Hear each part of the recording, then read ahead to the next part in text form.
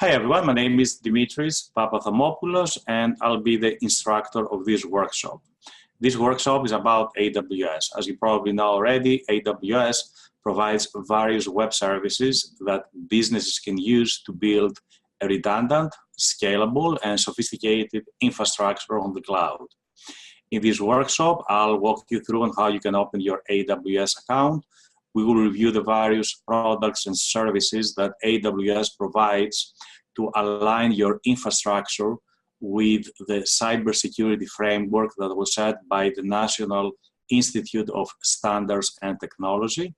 I'll show you how you can deploy in a secure manner a virtual private network called VPC, Virtual Private Cloud, how you can deploy a web server on that network, and how you can deploy, again, in a secure manner, a Microsoft SQL Server database.